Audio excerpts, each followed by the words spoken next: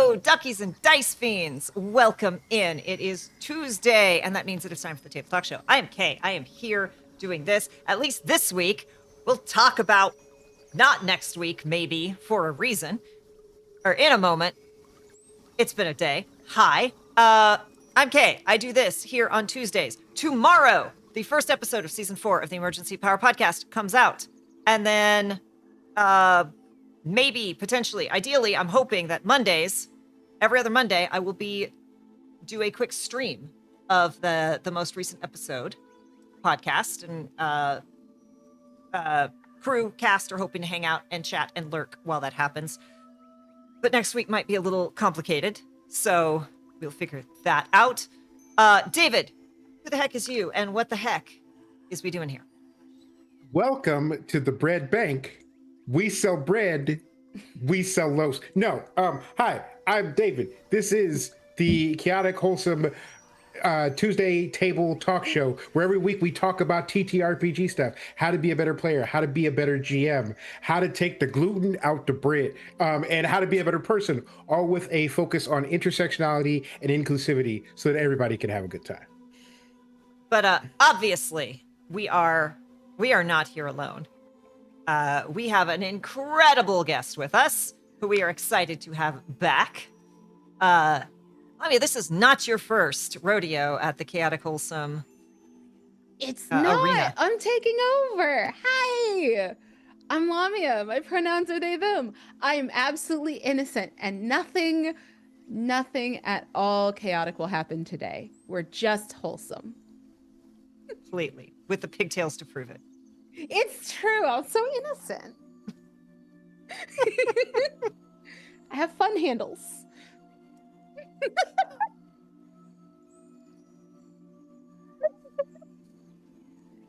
Wait, wrong one. That one. Mm-hmm.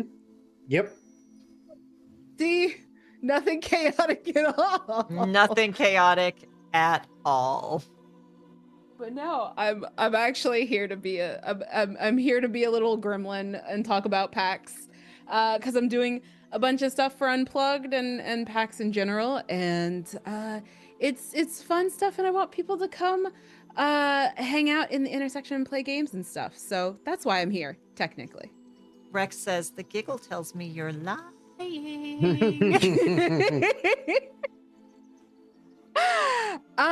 You know, I wouldn't really call it a lie. Just think, everyone. Everyone in chat who is going to PAX Unplugged is going to get to see this IRL. Oh man. Yeah. I'm so unprepared.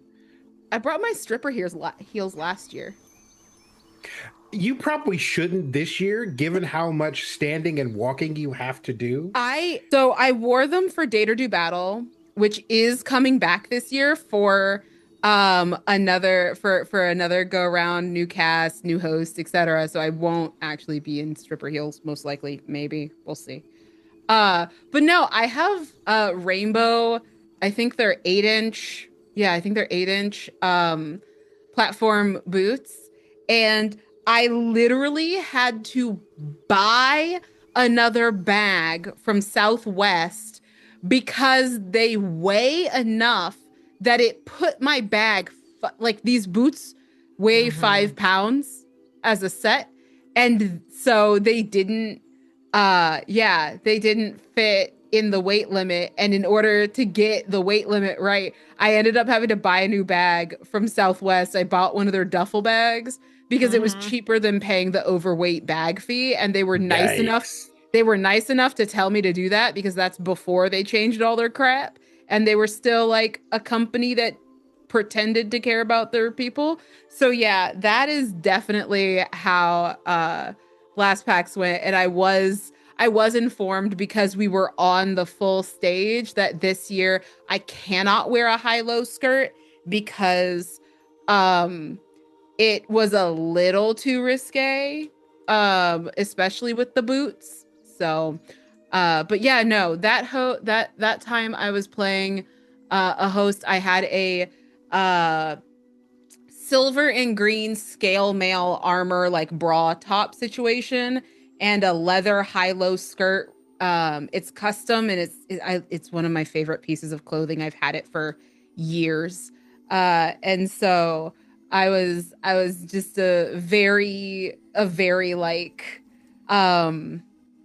very fierce, very like trickstery host. And so this It was year we'll see excellent. what kind of host my players want, because it's a game. So that specifically, Date or Do Battle, is a game that I designed and was like, I watch a lot of dating reality TV because my job is very stressful and this lets me turn it off. But also, this is really dystopian, and I want a game show version of Deathmatch Island, but for dating. But I want it to be a little more like fun.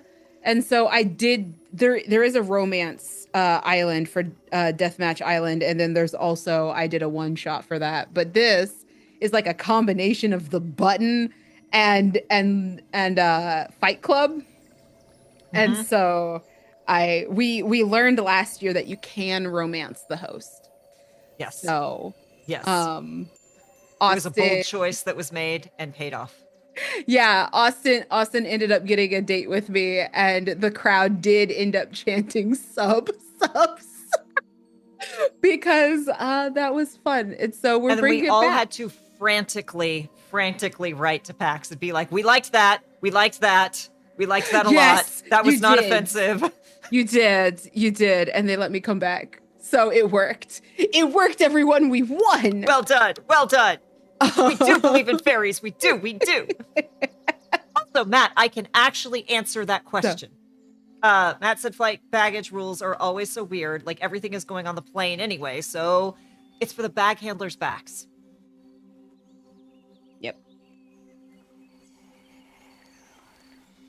It is. And if It there's is for the anybody who people works hard in loading the this plane. world, it is people who toss 50-pound bags for 8 hours a day, 5 days a week. Yeah. They could toss a little gentler though, because they break a whole lot of wheelchairs and mobility devices. And Yeah. as somebody whose friends have been absolutely royally screwed, I do have to say I get that it's a hard job, but you could care a little bit more about someone's ability to move through the world. Yes. Do agree. But that was PAX last year. PAX this year, we've got quite a lot going on. Especially you. Especially Yes. Oops. How did that happen? I couldn't tell you. I was under the impression that things were going to get denied, and then they didn't. So I'm working full time at the con, and I have 5 panels. Just a Oops. few. Just a few. Whoopsie. Well, yeah. David and I are fortunate enough to be on 2 of those. It's true. You are. How did that happen? I got very lucky. Same. Big same. I mean, especially with my lack of melanin. That's so true. But I mean, look, let's be honest. I know my place on those panels. It is to sit there and go, hi, white people in the audience. I'm a white person who's saying all the same things as these people of color here, so that you will hear it from a white person and maybe believe me, even though you should hear it from these people and believe them. But this is my job. You also have good opinions and things that I I try. appreciate. I So, try. yeah. I'm still But white. yeah, and uh I think that at this point, at this stage in the game, one thing I want to encourage people to understand is that um under no circumstances is your race any longer going to be able to be an excuse. And so like your ignorance is a choice at this point, and I'm going to need you to fix that. I don't care if you're white, I don't care if you're black. If you're saying ignorant shit that's harming people and serving the people who are destroying my city right now, cuz hi, I'm in Chicago. I'm not here for it. So, yeah. But um as far as wanting to have safe spaces for people, the full-time job of everything that I am doing is the PAX intersection, also known as the PAX Together intersection, or soon to be formally known as, but the intersection is the space at all PAXs, not just Unplugged, that hosts a variety of different programs that help to make sure that we have a even display of types of games and stuff from various creators who are disabled, creators who are of color, creators who are queer, etc. And we run games as well at everyone, board games, tabletop games, people teaching card games, cultural games, etc. And so the Intersection Games Library is that part. And so we also have games that you can come play. So if you're at the con and you're like, I kind of want to just go somewhere and like sit and play with my friends and not deal with like this host of microaggressions and stuff that happens at cons, the Intersection's a great place for you. And you can just come rent one of our games and hang out. And it's also where you'll find a lot of, so half of the intersection is the games library program, which is most of what I'm going to be pimping today, or shilling today.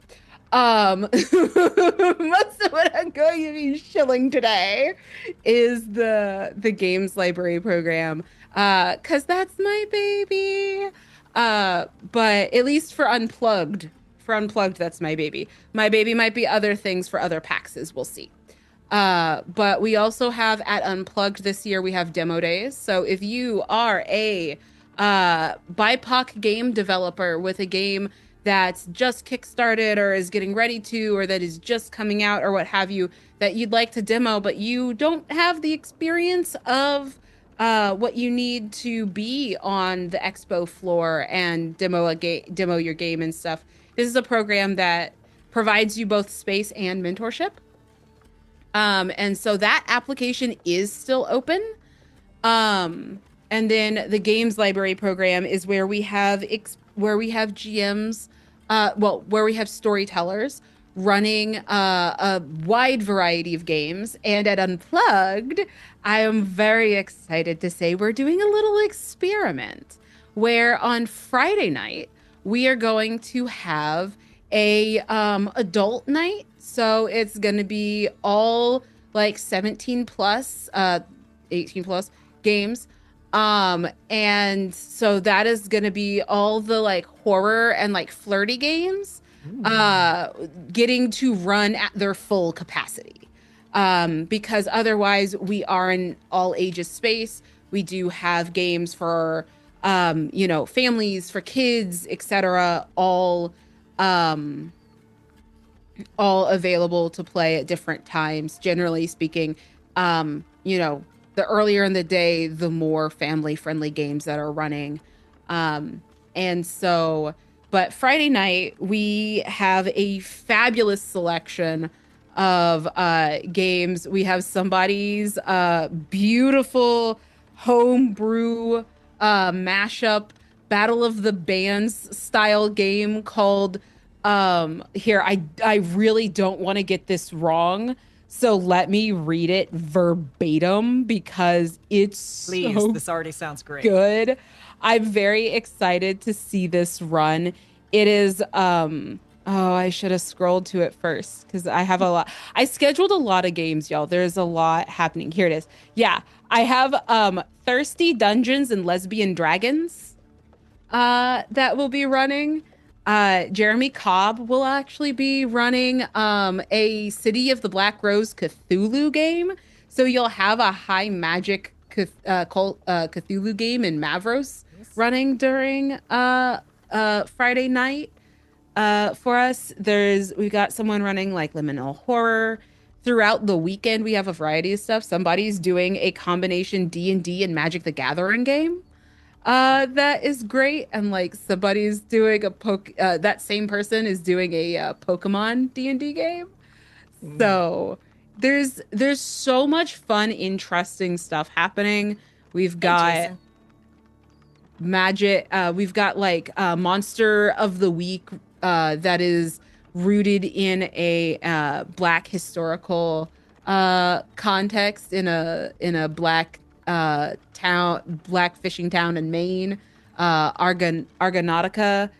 That sounds just really dope. And so there's a wide variety of games, and Mhm. the obviously you don't have to be um black or disabled or anything to come play the games. And so we have bilingual games that like folks are running where you don't have to be bilingual yourself, but one person's running games that helps teach folks different languages. And so the table has space for both like English speakers and Spanish speakers. And so like depending on the makeup of the table, uh kind of shifts around how the dungeon will work. It's a dungeon crawl with like linguistic education. It sounds Wow. dope.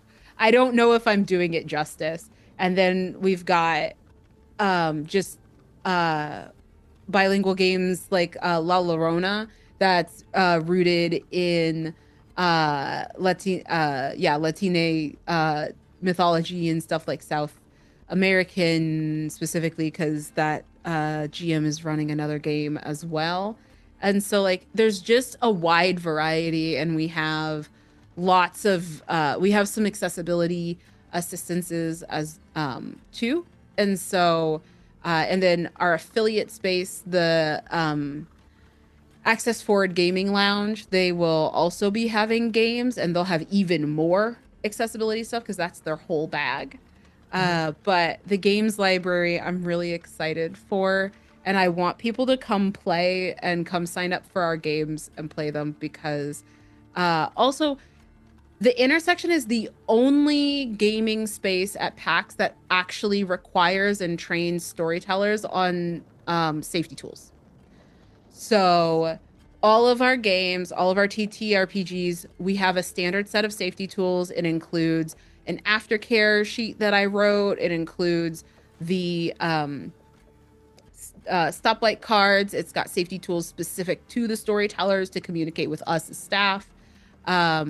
And we have safety checklists that everybody fills out, even for games that are not necessarily role play. We still have a modified version just to make sure that folks at the table are able to talk through anything they might need to talk through with the facilitator. And it's the only place that does Amazing. like we're the only place that like requires everyone does that. And we do like when I worked with all of the storytellers that are coming in, one of the things they have to do to actually officially get scheduled. So before they even get scheduled, you get a like tentative, we want you to do this. Here's a training video. And now you have to watch it, and you have to show enough understanding of what you've just learned to pass this quiz about the safety tools. And it's not all just multiple choice. They have to go through and actually like explain their understandings and things like that as well. And so I'm really proud of that. I am proud that we are a space that focuses on making a space that is safe and follows through, including making sure that we have a standard of safety in game as well as out of game in the space. Amazing. Yeah, welcome in Zycram. Of the Friday night, Rex said Monster Lovers Dating Sims. Got it. And of course, lovers. Monster lovers. Because we're being wholesome and not chaotic tonight. It's so true. And yeah, Mimics and Misfits is one of our Jordan? storytellers. Yes. I was very excited to see that Matt and his project Duality are in there. Yeah. So if you're going through, you can go check out this thing that Matt's been working on for years. Yo. Years. Why is the first thing I hear, Monster Lovers? Look. All I'm going to say, Laurie, Also, is you're hi, not alone. Jordan. But yes, very excited about PAX, and like it really, all of that ties in like very nicely with one of the panels that you/we are doing, which is accountability. Which Yeah. yeah, if you don't know the safety tools and if you don't know like how to make a good safe table, then you can't like. We had a discussion before we went live, and it's like that person has insisted they're working on themselves, but it's like you can work on yourself all you want, but if you don't know enough, if you don't understand why what you did is a problem, and if you're not far enough in improving yourself to just be able to message the people that you've hurt and say, not even I'm sorry, but hey, I did a bad thing and I'm going to do better in the future. Like an I'm sorry would be nice, but that's all part of accountability. Part of accountability is knowing what you need to be accountable for. Yeah. Hey, Ribbon. And knowing that you can't maintain control of the situation and call it accountability. Like that's not an apology. That's Yes. continued control dynamics. And so yeah, we have I like I said, I have several panels. Just a few. Yeah, but run down your list. You've got I'm trying to find my posts because I'm gonna miss them because I'm not running all of them. I did not end up on this many panels because of me. It's just as I said yes to a lot of things and I didn't realize that they were gonna get accepted. that is. Well, while you're pulling that up, I will say Rex, who's hanging out in chat, is running a panel that I'm going to be on, which I love this title. So your friends have suckered you into running a game. What now? And that's going to be myself, Brian Gray, Urban Bohemian, Candace the Magnificent, Eugenio Vargas, Elizabeth Farah, and Ryan, Rex Verde, as our moderator. So very excited for a yay! Oh shit. See, this is how I know I'm like type A and I don't know, maybe a little controlling. No one had to sucker me into GMing. I just wanted to. What? You mean I get to be all the bad guys? Yes, please. I was terrified of being accused of being a fake nerd girl. So I was like, I can't GM because I don't know everything there ever is to know about the Forgotten Realms. I guess I just have to build an entire homebrew world and run the game inside that. Nice. Welcome to the God Plane. Yeah. Among others. Among others. But that was like literally the impetus behind the God Plane. Was like, well, if it's my own world. It's my own world. They can't say anything. Yeah. Exactly. There's so many amazing things happening at the con. I'm already ready to be back. Yes, I cannot wait. I have to moderate that crew. I am going to have my hands full, and I expect to get roasted like a turkey by y'all. That's Rex. So look, it's Urban Eugenio you're going to have to watch out for. So yeah, accountability rated E for everyone is Jeremy Cobb, Alex Sky, one David Lee, and another Kay Parcell, me, and Heather Silva. And so we're going to be talking about what accountability can actually look like in a transient culture, like a transient subculture like games. Because the thing is a lot of times what happens and what I very specifically like will not happen and I don't want to happen and I don't want to see anymore is everybody everybody has the accountability panel or the whatever panel. And it's basically the like, yes, this should happen. Everyone nods sagely. Yes, we need this. Everyone nods sagely. This is a good idea. We need to do this. It's so bad that this is not happening. And at no point do we actually look at like, why is it not happening? If it's so good, like what is stopping us from doing this? Why haven't we done this? And so this panel really is about that. It's not just like, yes, we need to be accountable, sage nod. It is okay. So like we all agree, at least in theory, that accountability should be good. No one's buying into it. So let's talk about why that is. Let's talk about why it is easier to just maintain a carceral idea and just ban people and pretend like that deals with something, um, rather than buy into this idea of what accountability actually is, which requires us to not just throw people away and requires us to support people who we think are kind of icky or whose behavior we don't like. And so we're going to be going through that, which means that one will have a slideshow. Cause it's gonna require some things. So I need to make a slideshow. But it will have that one will be in-depth look at accountability. That is on November 22nd, which is Saturday. Saturday is gonna be the day, y'all. If you see me on Saturday, please have like a a Gatorade and a sandwich for me or something. Uh I have fidget toys, suckers, and throat lozenges. I will need drinks and sustenance. I'll have plenty of fidget toys, even though I broke mine. Yeah, I've got 100 brand new ones. Yo. That means it served its purpose. Yeah, it's still poppable for a second longer. But yeah, so going through things. So Friday afternoon, so Friday at lunch, well, it'll have to be my lunch. I am on playtesting yourself, which is a panel about exploring identity in gaming.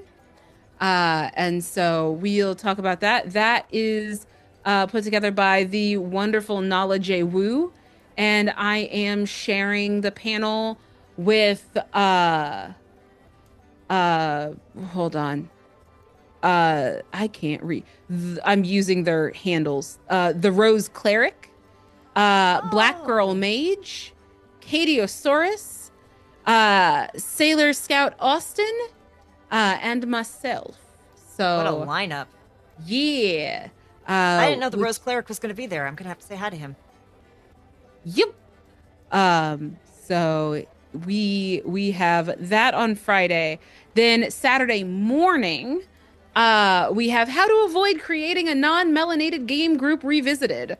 And so that will be the illustrious Tanya DePass, the fabulous or here, let me use their handles. Sorry. The illustrious Cipher of Tyr, the fabulous Urban Bohemian.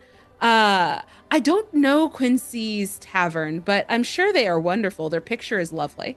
The always warm and funny DM Jazzy Hands, the forever hilarious Crit Bard, and myself. We talked about accountability, and then Saturday night is my favorite. That's when we're doing Date or Do Battle 2, and we have just an amazing cast. We have Blizzbear, we have Josephine Kim, we've got Burrito, we have Ambrose, we've got Dimples and Dice, and we have Nala J. Wu as our daters. And I'll be your host.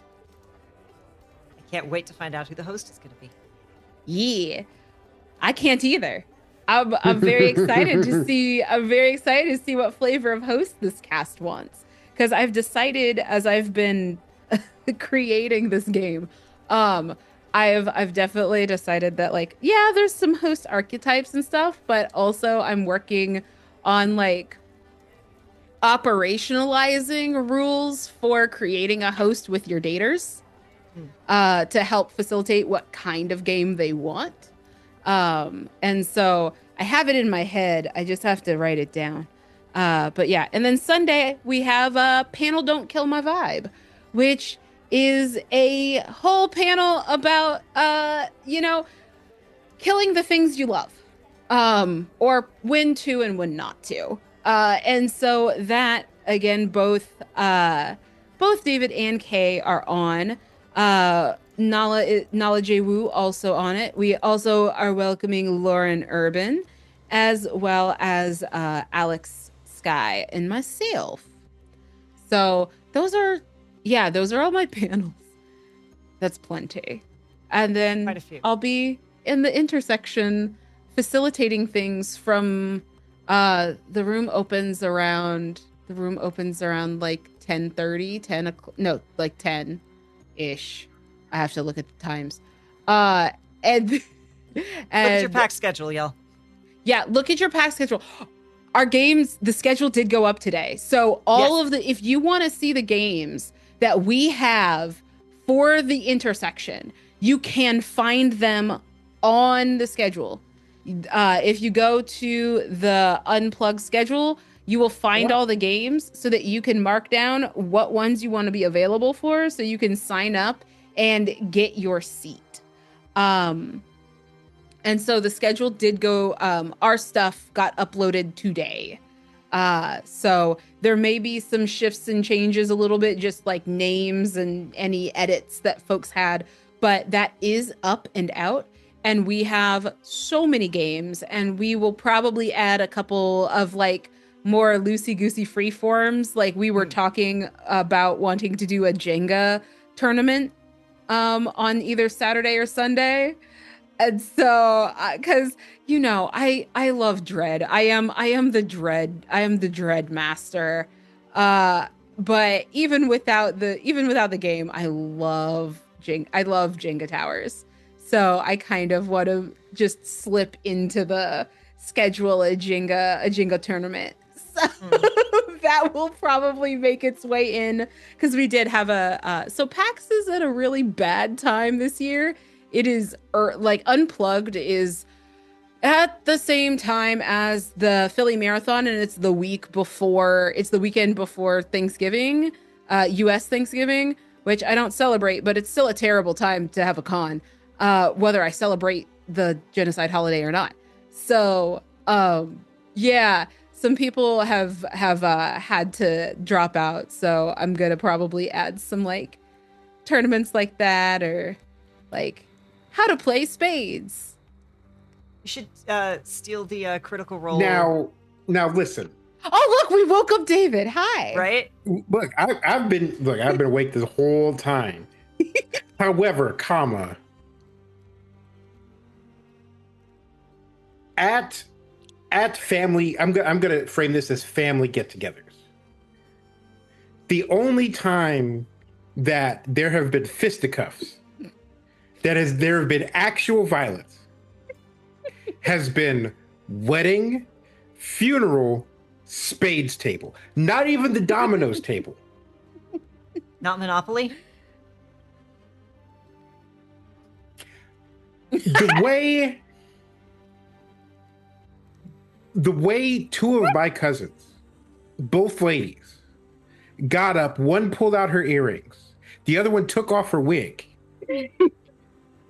and they threw hands, and no one broke them up. The most surprising part of that was that other family members didn't take bets on who was going to win. Like there wasn't any action on the side. And you propose to teach this to the uninitiated? I ran an event series here in Chicago called Black Liberation Playday, and it was a monthly thing for a while. And the whole thing was we were playing either culturally Black or games by Black devs or games related to social justice and Black liberation. And myself included, like I never learned how to play spades as a kid. And so like no one ever wanted to teach you. like I remember being like 10 years old, be like, yo, teach me how to play this cool card game that everybody seems to want to play except for me. And they're like, oh no, you too young for that. 18 years old, hey, maybe teach me. And they're like, no, this is for grown folk. Okay, 25. But by the time I was like 19, I was like, you know what? I don't like any of you people. We're not gonna hang out. Well, here's the thing. So it is like you're pointing out, it's a cultural staple. And so I have a general rule set that I teach, and I have how to play spades handouts. Because it's one of the games that we had for Black Liberation Play Day. And then it is taught with the caveat that everyone tends to have their own rules, and we here are going to keep it chill. I forgot there was one other game. There was one other both game / occasion where violence broke out, and that was Uno. Uno Yes. is serious, and And we don't, do- To the point don't whereby tell I will anyone not their play games Uno. are wrong. We Yeah. do have Right. Uno in the games library. I loved Uno as a kid. I was an Uno shark. Like, people stopped playing Uno with me as a kid because I was lethal. I'm also the kind of kid who liked Monopoly because I was just a shark. Like, as a child, I have always loved games, but the way in which I engage with games has not always been particularly pro-social. I used to have a very American capitalist approach to games where I would just want to bleed everyone dry. Well, you're perfect for Monopoly. Oh, I used to be. I was very good at it. Yeah. Yeah, I was gonna say you should add the little twist to it with Steal the Critical Role Jenga thing, where there's like a question on the bottom of each block, and you have to you get the block out, the Jenga block Yeah. out, and you have to answer the question. Yo, that's what. Also, like, is there going to be enough alcohol to make the Jenga games fair? I don't drink, and there's no Uh. drinking at the. You see, because that means that people like me are at a disadvantage, because all of like the steel hand, even-handed surgeons who play Jenga, and me out here where I've got mitts instead of like hands. I am sorry that your dexterity will not measure up necessarily. You are welcome to play Bop It.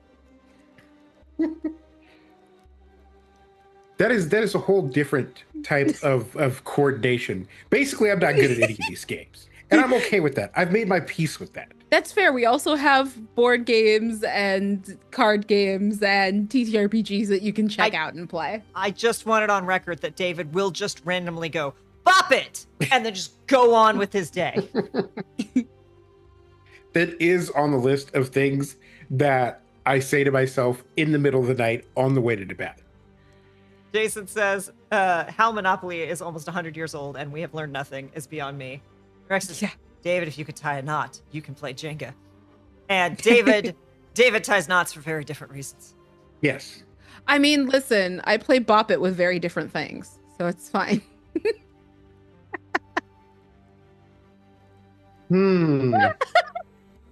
Pop it. Twist it. Pull it. Yep.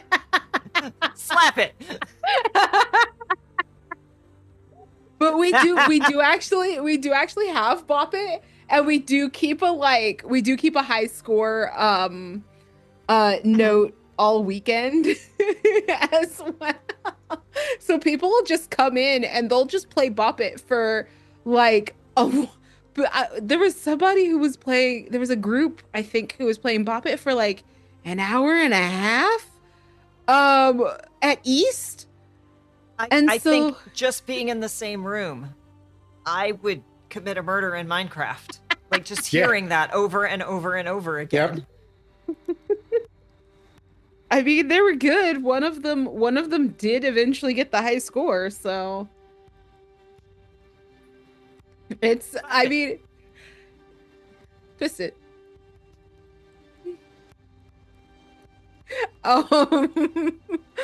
But yeah, no, and that's one thing I like the vibe of the intersection in general. So, with the intersection as the room, including the like exhibitors and everything else that goes on in the space, is like the first time I ever got to actually come to a PAX was because I was a fellow. I was a PAX Together fellow. And so like one of the things that we've been trying to do, and the way that Demo Days is back, is that we're trying to find sponsors to help sponsor these programs and keep them going and expand and evolved. I would love to bring back the fellowship program because that's how I got to go.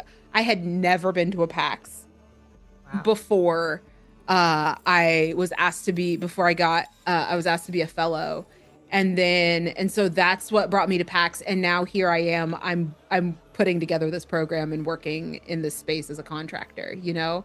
And so I know Demo Days last year had folks who were getting ready to kickstart and everything, and they like were able to meet their goals and make their games because they were able to do this stuff, and they got that mentorship and being on the expo floor and everything. And so I mean, that's why I'm talking about this program, right? Because it's near and dear to my heart, and God, do we need it more than ever. And so if folks work for companies or know companies, like for real, hit PAX up or message me and I'll get you in contact with the right people to get you over to the correct like part of the sales team to be like, hey, I want to fund, you know, this program in the intersection. Because even the games library right now is not funded yet. Like Demo Days is funded, but like the games library where we're running, I think we're right now, I think we're at 42 games scheduled this week over the 3 days. That's quite a few. Yeah, we have 7 tables. And there are multiple times over the weekend where not a single table is open because we have scheduled games. And so there'll be a few free play tables, and then as the schedule varies, there'll be times where other tables are available too. But like this is like we had a record number of applicants for storyteller this year. And I want to keep it growing, but in order to do that, right, like we do need sponsors and funding. And so I just want people to know about the program so that one, folks know there's a space for them, because I constantly hear people being like, okay, PAX though, but like, where are the Black people? Right? Where are the people of color? Because like that looks mighty white. And I'm like, nah, we here. And like there's spaces for us where you could find each other and then go have a good con together and come play games together and come run games together. Also, something that like that I've encountered with Black people talking about white spaces is, as unfair as it might be, as suspect as it might be, it doesn't turn into a mixed space until you show up. So if you look and go, wow, there are no like Black people here, that you going means there's a Black person there. And that not everybody's built for that. Not everybody can forge a path like that. But also there have to be some first movers. There have to be some early adopters. There have to be people who look like you there for other people like you who look like you to feel comfortable go. Yeah. And especially with this kind of thing, like I keep having to tell people, because, you know, folks were like, oh man, like so many, like this person didn't get accepted, like their panel didn't get accepted, or they didn't get a creator badge. I'm like, hey, this is also a way you can get a badge. Like run a game. Like this is also a way you can get involved. And then not only run a game, not only get involved, but like fill out the damn survey. The reason why we were able to get funders for Demo Days, the reason why like we're getting more attention now and everything, is because people filled out the survey and said this is important and they like it. They're filling out like PAX. So like insider secret.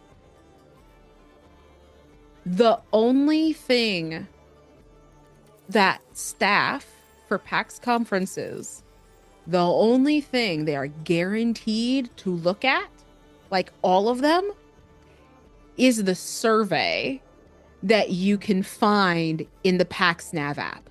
that survey, and I was actually kind of shocked because I also am one of those people who I'm like, y'all not, you're sending me the survey to pass me off. I was shocked to learn like that survey gets copied and sent out to the entire conference team, and they have a big meeting and they look at every single comment. They look at all of the aggregated data and scores and things. And so like when I was like when Date or Do Battle was like, oh, that was kind of risque. I don't know, because PAX's whole brand is family friendly, right? But people are asking for more stuff. People going and being like, no, we love this. I'm doing it again. Yep. So if you want, like, how come there aren't more, panels featuring, people who don't look like me? Go to the panel run by or featuring a whole bunch of people who don't look like me, and then fill out the survey. That is how you change that. Yeah. I'm also going to, this was a bit ago, but I want to make sure, Matt Smith said the intersection is really wonderful. It was a blessed calm spot in the very busy con. Oh, that's awesome. I'm glad. Put it in a survey. Write a letter. Like, put it in a survey, write a letter. Because yeah, that's like all they see. They don't look at social media at all. Like, hardly. Another thing to consider about filling out a survey is, especially when talking about like politics in capitalism and having your voice heard, your average person doesn't go out of their way to participate in things. Like your average social media user does not post. And there are like 95% of Instagram accounts don't post anything. So if you post anything, you're already in the 10% or the 5%. And with surveys, it's another thing where most people who go to the con don't fill out a survey. So when you fill out a survey, your voice is automatically louder than all those people that did not say anything. And so you can have real influence because you are one of the few voices speaking up. When you think, oh, well, it's just, a corporate thing and they don't actually care, and no one, it's, your voice is much, much louder than in many other situations in your life because so many people don't participate. Now, our politicians, I got insider info, politicians tend to freak out if they get 20 emails in a day. That is being slammed. Yeah. That's like Congress. So if you're emailing and calling your congressperson once a day, you are breaking their brains with how much you care. Yeah. Whenever I was doing policy work, there's a hierarchy. And so like so politicians are different than corporations, BT dubs. But they work similarly. The more effort, the more it will get through to them. Like, if you manage to get I don't know how you would do this because they have the massive company nested in a bigger company, but if you found the way to send a physical mailed letter, they'd probably shit the bed. But for politicians too, right? The hierarchy that I learned from the politicians themselves is top tier, most impactful, most like the way you'll get listened to the most, but also kind of sometimes the hardest, especially depending on the politician, a meeting. Setting up a meeting and attending a meeting, either as a group or like just one-on-one as constituent, like that that's those people that these politicians, like for better and for worse, quote, those are people who set up meetings, right? Those are so like meetings, so in-person virtual meetings, and then like physical letters, like brief phone calls, but like ones where kind of like a meeting, but you just like you talk to a staffer normally, emails, and then kind of everything else is after that. Like social media posts don't really even make a dent. And so, you know, just be aware of that. And so like there's not necessarily a way to get a meeting with Reed Pop. Um but uh for corporations though, right? Like using their official channels and then like sending a verifiable like email where you like wrote a letter about about the impact and like provide it if you know for like demo days people wrote about their experience and they were able to like provide data about how much their project funded and stuff after being part of the program, things like that. Then they push it because then they see, oh, this is a space that has impact and this is a space that will get eyes. And if it'll get eyes, we can slap a name on it. If we can slap a name on it, we can sell it as a sponsorship. Hey, DC, welcome in. Yeah. Hey, DC. And I will say, Rex says, also as a side, the forces are there to help you, especially if you have an issue with an attendee. Not that that's ever happened. And so, yeah, you know what? I'm not going to overstep my bounds. So we're not going to talk about the enforcers. That's not my department. But yeah. But yes. I also, if you haven't been, the PAX Hall can get very confusing. And I am constantly lost, both IRL and in video games. The maps are so bad. Tell them the maps are bad. Tell them the maps. There's a war, and this war it has two sides. One side thinks the maps are okay, and the other side is fighting tooth and nail to change the damn maps. It doesn't tell you. There's like 3 different maps, and they're all and it doesn't tell you how you go from this map to this map. There's no magic frickin' portal.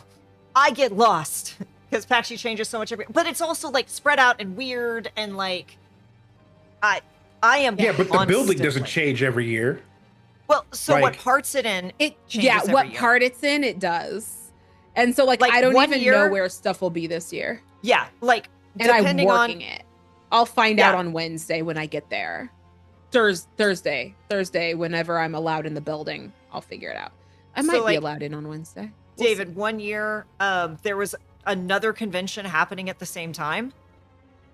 They have since moved PAX, but it was like the main entrance was not the main entrance that year because the other convention got the main entrance. Mm-hmm. So the way you went in always was suddenly not the way you went in because another group had booked that. And this year it's at the same time as the Philly Marathon, and the Philly Marathon is sharing space. So they are also, I can't remember whether it's the beginning or the end. I think it might be the end point is the convention center. Rex says you would think, given the number of map designers that are in the gaming world, you could come up with something better. Listen, put it in the survey. Tell them because they're legitimate. I mean, you know how corporations are, and I love PAX, and I'm very excited to be able to work on this. So please don't fire me. But like, there's some people who are just wrong.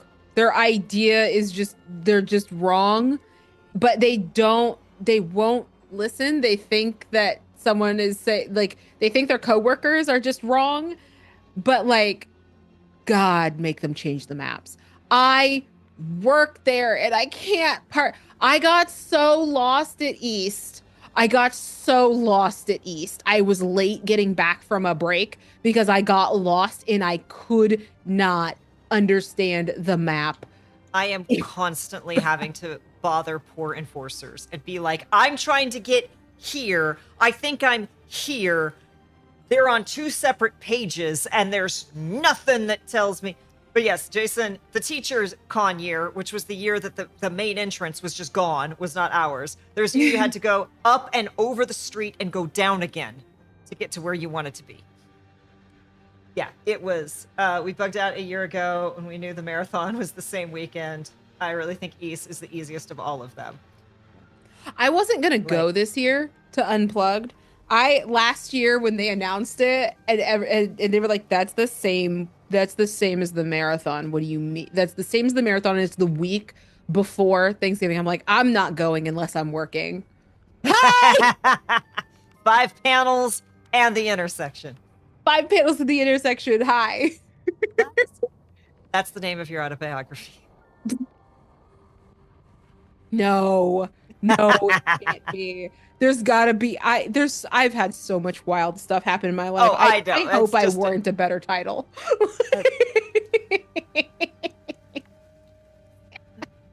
for sure. But yes, more about Um, yeah. Also, I am, if folks have questions about the intersection, I'm happy to answer. 'Cause like I said, this space is how I was able to come to a PAX for the first time, and I'm still relatively new, but I'm point for Unplugged. So especially the games library, I'm the one doing all the scheduling and stuff. So like I know that.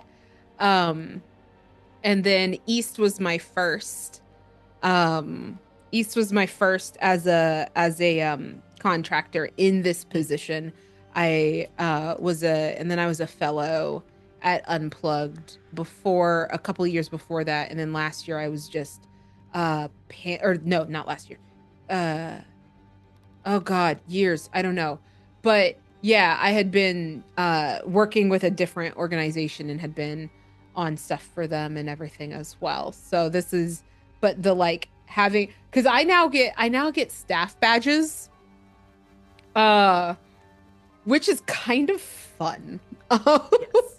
Yes. Not in an abuse of power way, but in a it makes things easier way when most of the time minus security. Security is just an ass to everyone. But once you're inside, it makes things so much easier, especially when you're like, I had to run and get batteries, like move. Yes. No one stops you when you have a staff badge. They're like, that person needs to go somewhere. Get out of the way. Something is in fire. Yes. DC says, I got lost just trying to find the entrance to PAX U. Lyft didn't know where to drop me off, but Lyft Maps knew the location of the restaurant right next door. Yeah. That's a problem. That's so real. Matt says, do you know that you're awesome and doing great coordinating all the things, and it means a lot to the folks involved. Oh, let me know if you still feel that way in about 3 days when I have a bunch of stuff you have to do. Jason the next says, round of coordination is happening this week. Jason says, last time I was at Gen Con, I was there all 4 days and never did figure out where I was. It was just too enormous. And now they use the entire field house. Yeah, Gen Con has... You know, I've never been to Gen Con, which is interesting given how close to Gen Con I am. And I honestly, based on everything I've heard, I don't regret it. I will probably, you know what? Watch me say this and then I'll get hired at Gen Con too. I will probably never, like, unless I am working, I'm probably never going to Gen Con because one, especially in this political climate, why am I going to Indiana? It was bad. It was bad when Obama was president. Why would I go there now? I live in Chicago. I'll go to C2E2. I'll work for PAX. Like I get contracted for PAX sometimes to do this stuff. I'm not going to Gen Con. So yeah. I don't want to get trampled. Yeah, I feel like there were some, like, because Cake Tease, Jess, has went in the early days of Gen Con and was talking about like when it was still smaller and it was, you know, a much more cool experience. But yeah, now it just seems like a lot. Also, everything I've learned about Indiana indicates to me that it's a place I don't want to go. And if you are from Indiana and you like Indiana, that's great. Slide into my DMs and convince me it's a place worth visiting. It's not. Because I have a long list of places that I would love to visit, including places that aren't necessarily like friendly to people who look like me. However, Indiana is not on the list. Yeah, that's because the only time I seriously considered going to Indiana for something that was not a camping event was when Sinners was in theaters because the closest 70 millimeter IMAX theater was at the University of was it Indiana or was it Purdue? Anyway, it was in Indianapolis, and I considered taking the drive and taking the risk of crossing state lines into that toxic scape to see that. But otherwise, I'm just like, I will go 2 toes into Indiana for cheap gas, and then I will leave it. Yeah, Rex says I am from Ohio, so I have a bias, but Indiana, oof. And Jordan says Indiana be rough. Yeah. Indiana be rough. I'm just like, my white friends got harassed in Indiana at Gen Con by police. I'm good. I'm Hey, good. Carl. As far as I'm concerned, I am done interfacing with the police. Like, I've had enough life experience with police and the authorities that I'm done. Like if there's like a car crash or something, like, yeah, I'll call 911, but unless it's an absolute necessity, no thank you. Like, please no. The Like, only you have a badge, Indiana stay I away from know my is house. Jones. Amen. I mean, Says Neil. he's crappy too. True. He's a crappy colonizer thief. He True. steals from indigenous populations. He's also there's an awesome YouTuber called Trey the Explainer who is an archaeologist who did a 2-part on like Indiana Jones is actually just a bad archaeologist. Yeah. By the Yeah. way. I mean, also, to be fair, Indiana Jones, like, he's a professor at U Chicago, and I went to that school. And so the institute in those movies that has since thankfully been renamed away from the institute. Yeah, I had classes there and everything. And yeah, not impressed. Not impressed with Indiana Jones. Perch kitty. Kitty is perched like a Yes, parrot. It is shoulder cat time. He is against literal Nazis. So he at least meets that bar. But also That's fair. He does step over the bar. But I also when the bar is in hell. Yes. Yeah. And this is something that I think we'll be talking about on probably more than one panel, which is, hey, when the bar's in hell, clearing the bar, you don't get credit for. Yeah. There's a very old Chris Rock sketch where it's like, you don't get credit for things that you're supposed to do. Yeah. It's like, I feed my children. It's like, well, yeah, you kind of really need to do that. Like, you're supposed to do that. I know that exact sketch, and it's now running through my head verbatim because I have that comedy special on DVD from childhood, and I have seen that sketch so many times that it is now verbatim running in my head, and I can't say it because I can't use that language. Yep. It's fair. It's fair. It's doing a Shrek in your brain. Also because, again, he's not great. He's a problem. And this is also why I feel like we need a new system as a society for how we handle things, because there are so many people that we're all just like, oh yeah, they're a problem. Look, and then the sentence ends and it's like, but wait a second, what? I've said this before about comedians, specifically stand-up comedians. Comedians oftentimes say funny things, and it is okay to laugh at the funny things that they say. But under no circumstance should you put any faith into comedians, because I can tell you from personal experience that all of the 100% of the no-name stand-up comedians that I have met in person and like hung out with when they didn't think that like fans were around were terrible, shitty, awful people. Some of the like most dastardly stories, some of the most like toxic experiences that I have either lived or heard about in my life come directly from stand-up comedians. And so it's like, listen, and the other thing is this, it's like comedians, their first job is to be funny. It is not to be a moral authority. It is not to be informed. It is not to be correct in any way. It's their first and only job is to be funny.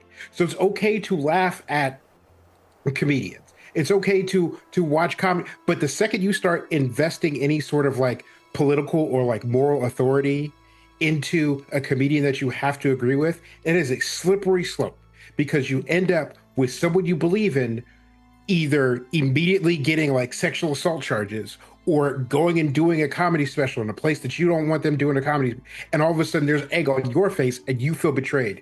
You should not feel betrayed. There are people with jobs who are chasing a buck, and they're also monsters, and they're going to do monstrous things. Okay, Like counterpoint though, Josh Johnson. Right, and there are exceptions because like I have not heard anything bad said about Robin Williams. Robin Williams was one of the best of us. Like he was the first guy to make Christopher Reeves laugh after his accident. There are many people who are like, when Robin Williams showed up in my life, Robin Williams was having a terrible time and he made me feel better. Like there are a handful of comedians that are legitimately good people, legitimately nice people, but on average.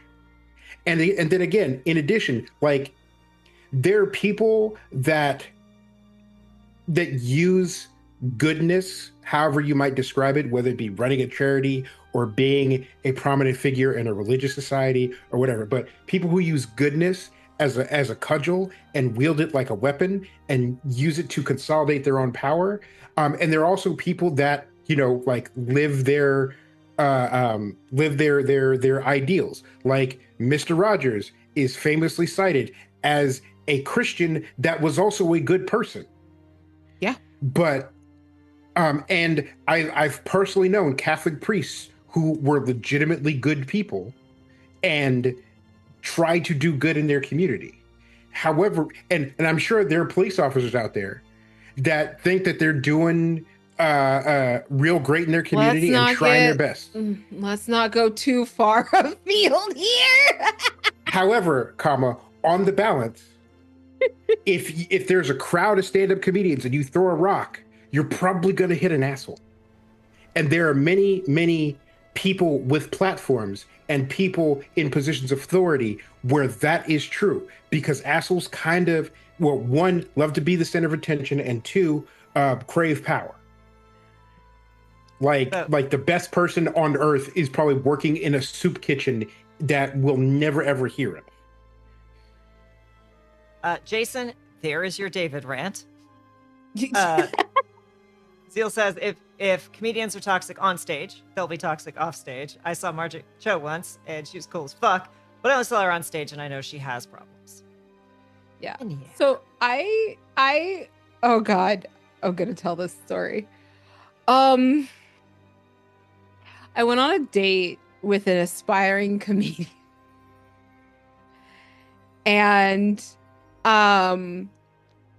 we apparently had certain interests in common, and this person had expressed possible interest in activities with myself and another friend as well. And this was someone who was like, you know, self-purported to be a, you know, good person, but like of the asshole comedian variety on stage. Nah, this dude's one of the most atrocious people I've ever fucking met. I am ashamed. He was the kind of person who watches a comedian on TV and laughs so heartily and refers to them as though they know them and are talking to a friend one-on-one, having a conversation. That kind of person. And I'm just like,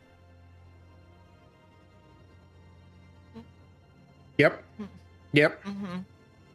Mm-hmm. And then absolutely like, it's like, oh yeah, I'm also I'd be interested in this person.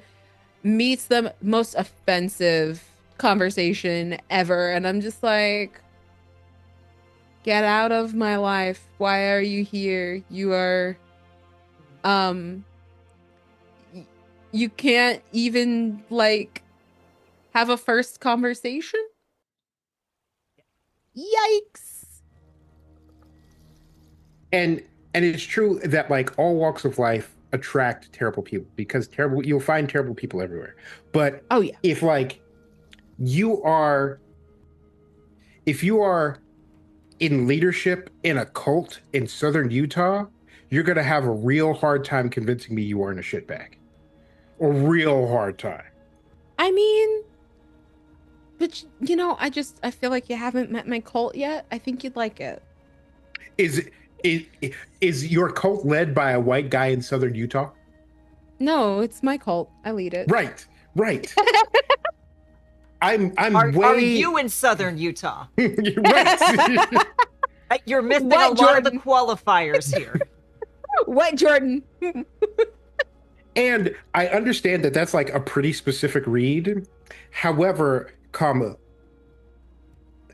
I have found that over the course of my life, I have met a disproportionate number of people in like very like niche communities. Like trans people make up like 1% of society or some like astronomically low number. And I know a bunch of trans people. Um Mhm. Cultists and ex-cultists, They I love know your like a ass. dozen. Love your ass. I And have been asked by multiple people to start a cult. And I keep telling them that I won't because I'm trying to be a good person. And if I give in to the urge to start taking control of people, I won't stop. listen, sometimes you have to take control for their own good. Oh my God, no. Okay, well, damn. Now I need to find a new panelist for the accountability panel. David may have requested that I start a cult more than once. Look, either a cult or a gaming company or even better, both. Listen, if you'd like to join my cult, all I need is a small membership fee of $2,000. You can send it to my link here, and then we'll be in talks. I'll be in touch with you when I'm ready. And let's be real. There's a large segment of human society and Americans in specific that love the idea of a benevolent dictator. Oh So yeah. Yeah. so if somebody asks for it, if somebody begs for it and then you give it to them, are you a bad person? This suddenly became a podcast about a totally different topic. Yeah. Right? And Gilmore is judging us all. There's well, and I think though that there's a level of it depends on what's happening, right? So like, especially as a therapist who like there's a level of like I have had people come to me and ask for conversion therapy, right?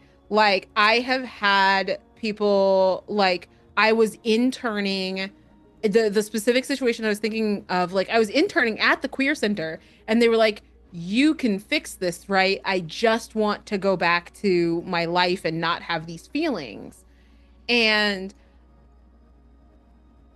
so I have a very firm, if they're asking for it and you give it to them, is that a bad thing? I have a very firm, like, yeah, no, it's still like, depending on what they're asking for, it's still bad. Mm-hmm. Because if I know the science, like if I know the data and I know the science and I know that like that thing is actually going to yield a whole ton more problems down the line, then yeah, like I know better. Will they be able to find someone else who may be willing to maim them? Possibly. But like I may play a villain on TV, but I'm actually a very to my own detriment sometimes, like kind and compassionate person who does my best to like follow through on the things I believe in. Mm-hmm. And so yeah, just because someone's like, oh God, please start a cult, you'd be a great like just take over my life. Like, no, I can help you learn how to take over your own life so that you don't feel the need to join a cult. We can work through that together. We can Mhm. talk about why you feel like the answer to your problems is to give your agency and autonomy away to someone with dubious intentions. But, you know, it because that goes back to accountability, right? People don't want to be responsible, and they think that if they don't make decisions, they won't be responsible, and that's not true because the giving away of your power is still a decision. It's still a choice.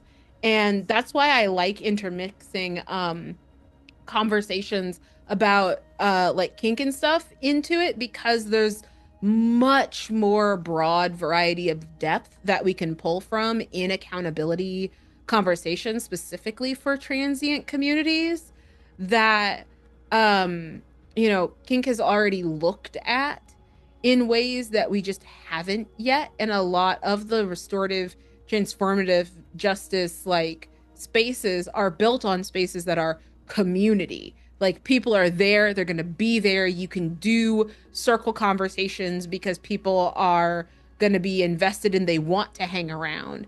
And it's so much different and it's so much harder in spaces where it's like, nah, people will just dip. Yeah. If you try to be like, hey, you messed up, we need to have a conversation and we need to have like a circle and we need to talk about it as a community, they'll just dip and they'll come back with a different name in like 6 months. Yep.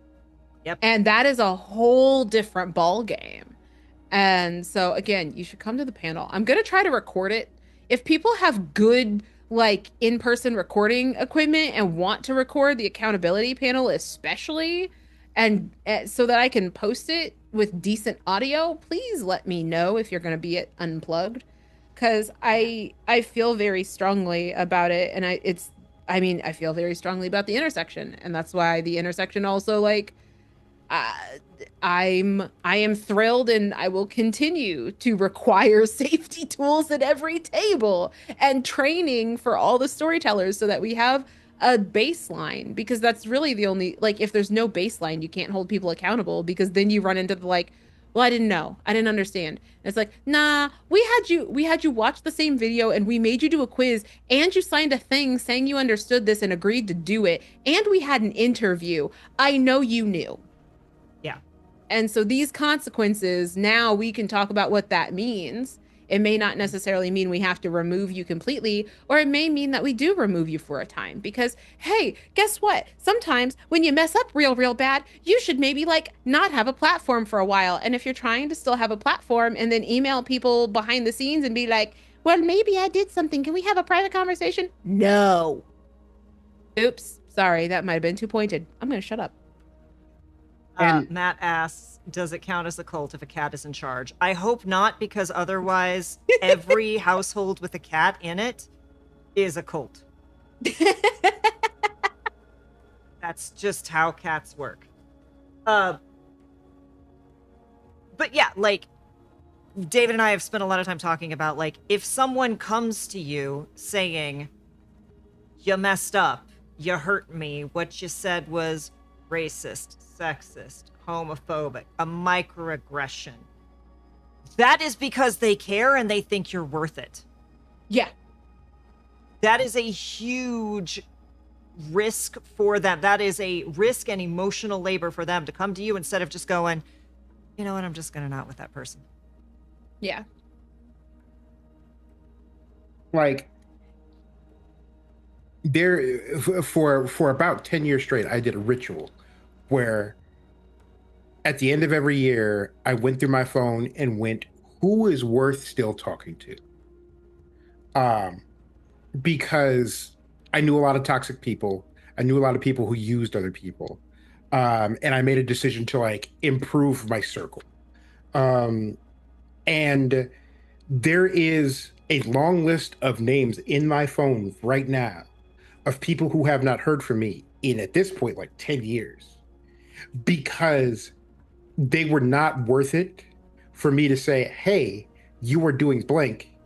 These are hurting, like not even hurting like me per se, but like the people in your life that you supposedly care about, you are doing these things and they're terrible.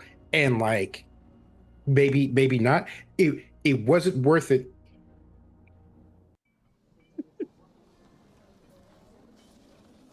For those watching the VOD, Lamia just put in chat, I'm getting deleted from David's phone in December.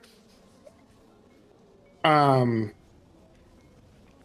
uh you see, I was saying something.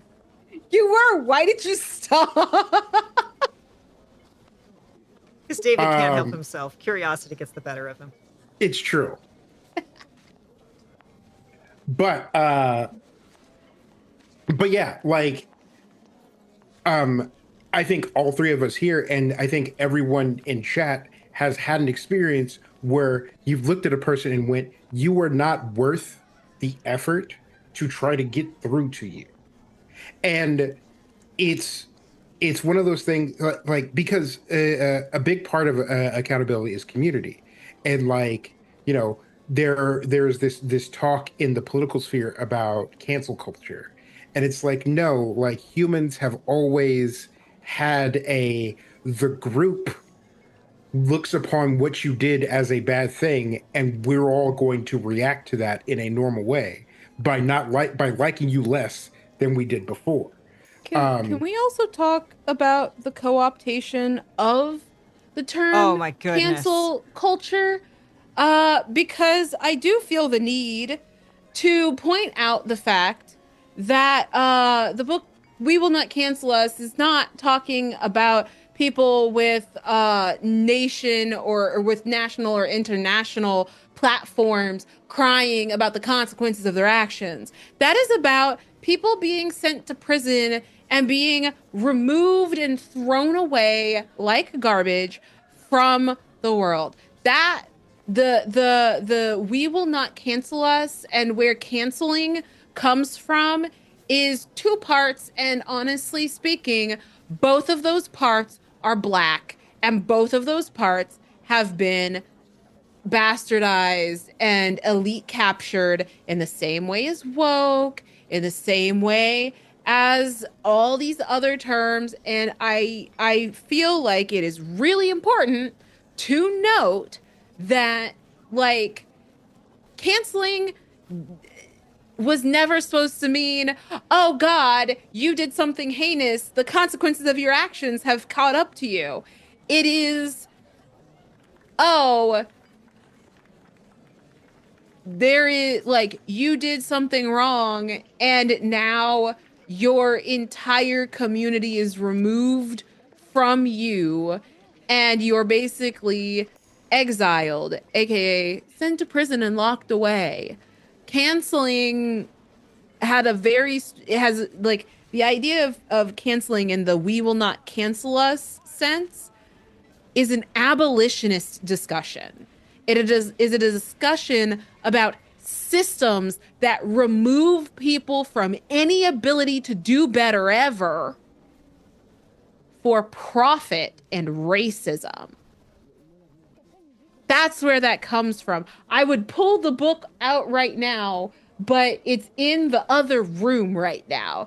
So, like, just it's one of the things that bothers me the most, and the reason I do panels like the accountability panel, like the Killjoy panel, is because people use these terms and they have no connection to them.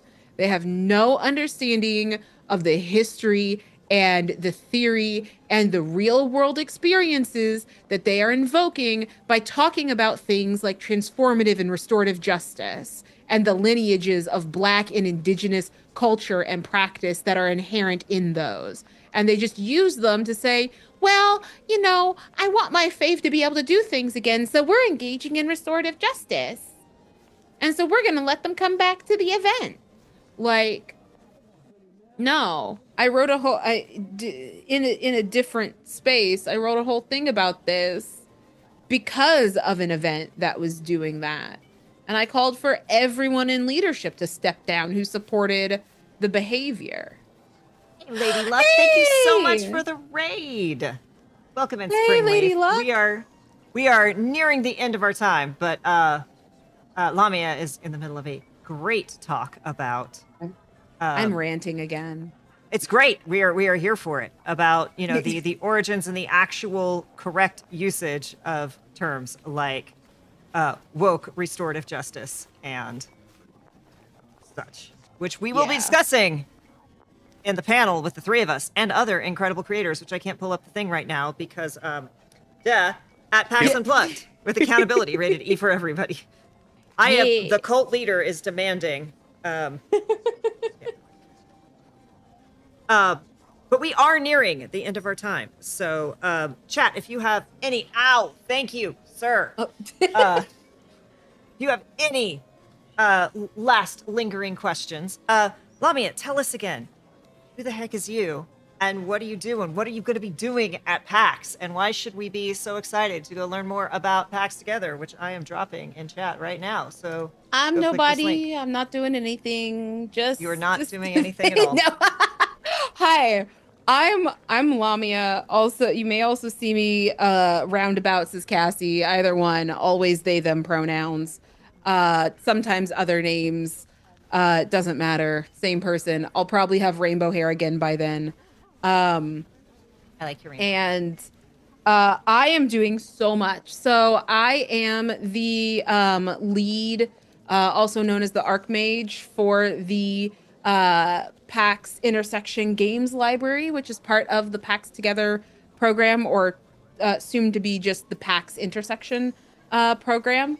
So the Intersection Games Library is a space at PAX that highlights marginalized and minoritized creators.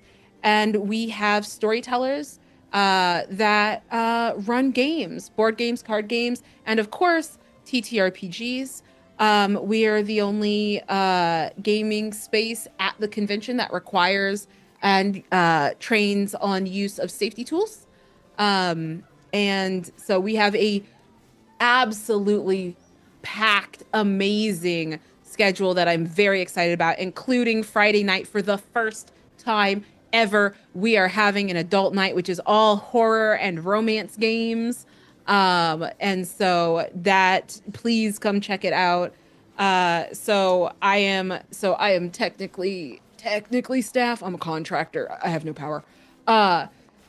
Except at the event. But that is the intersection. And then I also have a bunch of panels and events I'm doing. Date or Do Battle is coming back on Saturday night. I am also on Cipher of Tears, how to stop having an unmelanated panel or unmelanated game group revisited. And I have playtesting yourself on Friday, put together by the illustrious Nala J. Wu. And then Saturday is Cypher's panel. I have Date or Do Battle, and I have the accountability panel that we were just talking about, accountability rated E for everyone. And then on Sunday, I have panel Don't Kill My Vibe, which is a panel about, killing the things you love, and when to do that and when not to do that, and how to talk to other people about whether or not they should do that. So I'm doing so many things at PAX. So if you see me and we've talked about it, feel free to have sustenance and like a Gatorade, because I'll be running all over the conference. Otherwise, I am Mental Lamia here on Twitch, so you can follow me. I stream on Tuesdays. I do co-working. Any other day I'm around, it's kind of a toss-up. I'm a GM, a playtester, a death doula, a mental health professional. I do a lot of things. So you can also find me on Blue Sky. And I have a podcast, which is Woke Mental Wellness. We are in our third actual play season called Windy City Nihilism. So we are playing a homebrew 12 Inner Demons game, which is, a little real right now for the timeline, but it's a good listen, and you can find that wherever you pod your casts under Woke Mental Wellness. Comes out every other Monday. So last week, we had a new episode, and so next week we'll have a new episode. This is our off week. And in that cast is Sinziek, King V and the Dragon Imris, and it is edited by the wonderful Hemlock Creek Productions, Marissa Ewing Moody. So, yes. I think that's enough of the stuff. Oh, I'm a lore. Hi, Jordan. I'm a lore keeper on Ampistrana, which has returned for its new season. So Saturdays you can head over to D&D Jordan Lee's channel and check that out because I love doing lore keeper things for that game as well. And I just finished on Starcrawl RPG last weekend. We had our finale of The Between. So you can go watch that and find out what happened to my problematic boy. You can go find out what happened to my problematic serial killer lover boy Leander. Cause yeah, he's sweet. He's a sweetie pie. You should go watch it. If you want to see me play a man with an English accent. So It sure seems like you really just sit around doing nothing all day. What do you do with all the free Absolutely time? nothing. I take in strays. I don't know, man. Fair. That's just David, my who the heck is online stuff. Yeah. I also teach. I'm a professor this semester. I'm teaching 2 classes at the master's level as well. I don't know. And then in 2026, hire me if you want to hire me. Hire me in 2026, y'all, please. Please. Please, for the love of God. Hire them in 2026. This year, busy. 2026, please God, someone give me a job. Understand that all too well. David, who the heck is you, and what the heck has we been doing here? I am not flustered at all. Hi, I'm David, and this was and will be You the exist. chaotic, wholesome Tuesday table talk show where every week we talk about TTRPG stuff, how to be a better player, how to be a better GM, how to survive Lamia at PAX, how to be a better person. Impossible. All with a focus on intersectionality and inclusivity so that everybody can have a good time. David and I are both, as we've been talking about, planning to be at PAX. I will be on 2 of the panels, which Lamia mentioned earlier, along with David. I will also be on a panel with Rex Verde on Saturday, the 22nd at noon in Crab God. So your friends have suckered you into running a game. What now? Tomorrow, the first episode of season 4 of Emergency Power Podcast, our Starfinder Homebrew 1E adventure, is returning. This is the final season. I am beyond excited for it to be back. It has been a long time in coming. And my problematic little Solarian has a makeover. I'm very, very excited about that. I will also say, yes, thank you, mods. We love our mods. Y'all, there is not going to be a talk show next week, probably.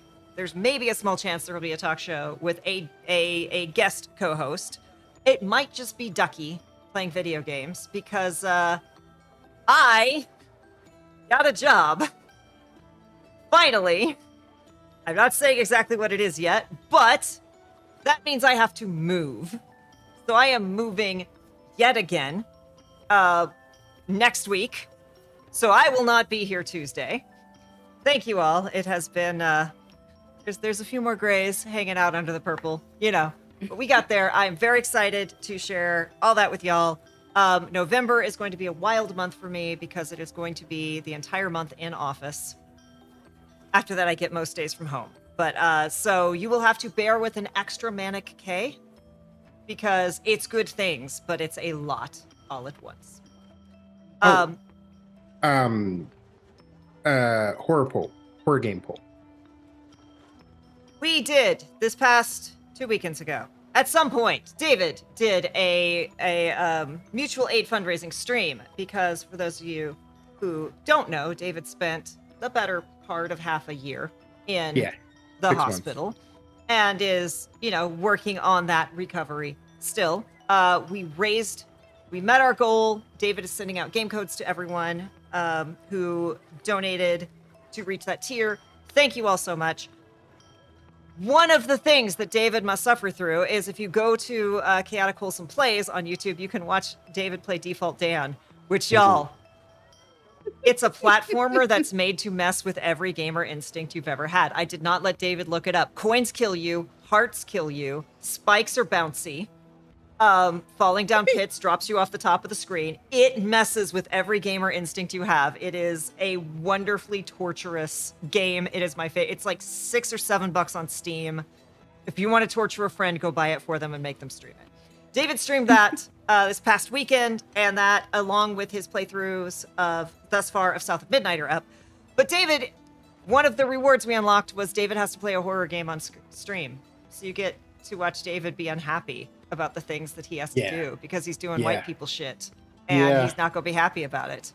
As a horror main, I reject the white people shit comment, but otherwise. So you, nope. Because listen, I've talked about this on stream before, but Outlast is a game where you have to go out to into an asylum packed full of creatures and monsters, and you have to, like, you don't walk up to the front door and knock and they let you in and the security guard like wands you. No, you go up, doors closed, or you knock on the door, no response. You have to go to the side of the building, climb up scaffolding, and break into the building. And the way that I and no other person that I know who looks like me would actively go out of our way to break into a building like that. Like, there are so many horror movies. There are so many other horror games. Yes. However, but just the concept of very specifically a slice of American horror, because again, I understand that horror comes in many different genres, especially internationally, but the white person goes to a place and gets themselves into trouble, and oh no, there are monsters and there's a killer on the loose, is definitely a subgenre of horror, and that does qualify as dumb white people shit. Hey, Dino, you arrived here just as we're ending, and David is on a rant about horror video games. Yes. But David has to play a horror game online. We are going to put up a poll in our Discord, so you can help decide what horror game he gets to torture himself with. Huzzah! OBS updated, and somehow it broke half of StreamerBot, so I never know what's going to work and what isn't. Australian times. Perfect. But with that, we are going to wrap up here. I will remind you all again, if you have not yet, go check out the PAX Unplugged, PAX Together, soon to be PAX Intersection site. See what's going on there. Sign up for games. And then when you're there, fill out the survey and say you liked it and say you want it back, because that's how we get this stuff to keep going. And as Rex says, the horror game you should play is Civ 6. Ooh. The way I am terrible at those games, absolute dog shit. Why am I being attacked? I'm a guest in this house. I used to be a video game journalist. I reviewed 2 Civ games. Yikes. You don't even have a mouse. Ow. I have so many questions now. These hands are rated E for everyone. Yes, and give feedback about the maps at PAX. Yeah, God, make them change. That's the horror game you have to play. David has not yet experienced navigating PAX Unplugged. You have to he has to do it with me. And I am constantly lost IRL with Google Maps and in video games with a mini map open. Constantly lost. So it's going to be fun. Ooh, is mouthwashing on the horror game list? I don't even know what that is. Okay. Now I gotta go I'm look it up. so afraid. I did want to make the princess. Yeah, he has played Slay the Princess. Oh, okay. He had to he beat the game, and he had to end stream early and go, I have to go think about my life. and like it did stream early and just went and sat in the dark. Yeah. Well- I did want there to be a reward of make David play date everything. Yes. Yeah, you But should. You should play it date wouldn't everything. be that great because he would find the safe dateable and then it'd be over. I mean, That would take a while. Yeah. That I don't phasmophobia. necessarily know about like the safe dateable. Oh, I forgot about Phas. Safe is a dummy mommy.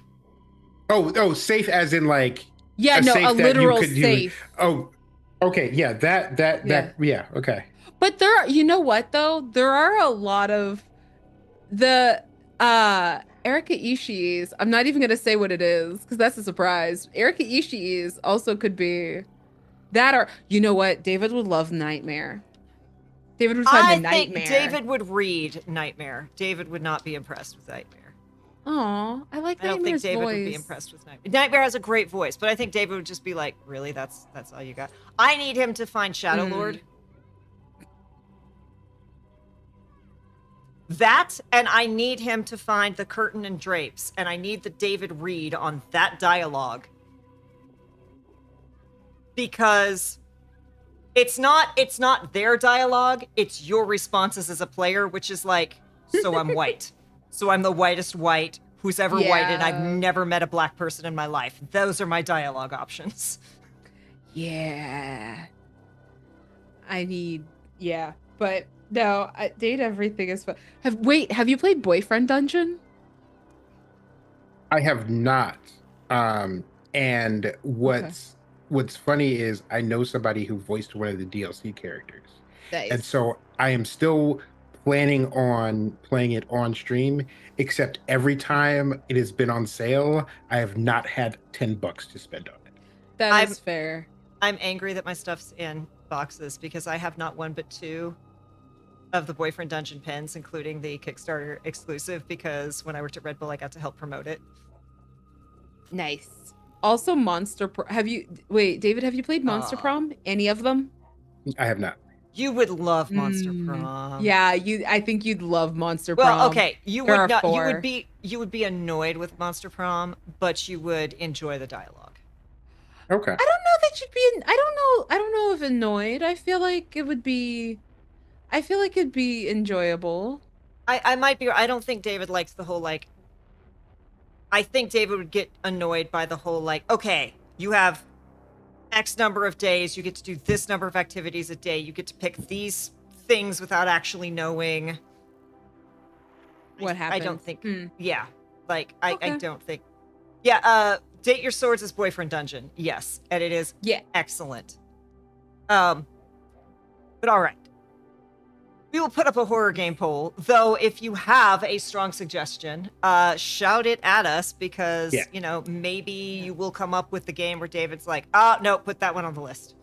But we have gone over time. Lamia, thank you so much for coming on, for being such an incredible guest and just a powerhouse and awesome person all around. Tell your BIPOC friends to click the link for Demo Days 2025 and submit your games by your BIPOC folks so that Lamia can show them off. Oh, not me. Not you. There's a different coordinator for the Demo Days program. Well, so that Lamia and their companions can show it off. So that the appropriate person can do the thing. Exactly. Yep. So. All right. Thank you all. As always, chat, you are wonderful. It is always great to see you. I will not see you on Tuesday. You might see David with another co-host on Tuesday. You might see David playing video games on Tuesday. You might see nothing at all. We will tell you in a couple days when we both figure out our lives. Yeah. And now I'm going to run away and go throw more of my belongings in boxes. So. But every day is a good day to melt ice. Every day. Ice melts in LA. Yeah. I drink my horchata warm because fuck ice. Yeah. We salt ice here in Chicago. We don't want that shit lying around. No. All right, y'all. Be kind to yourself. Be excellent to others. And we will see you next time. And hopefully at PAX. Bye.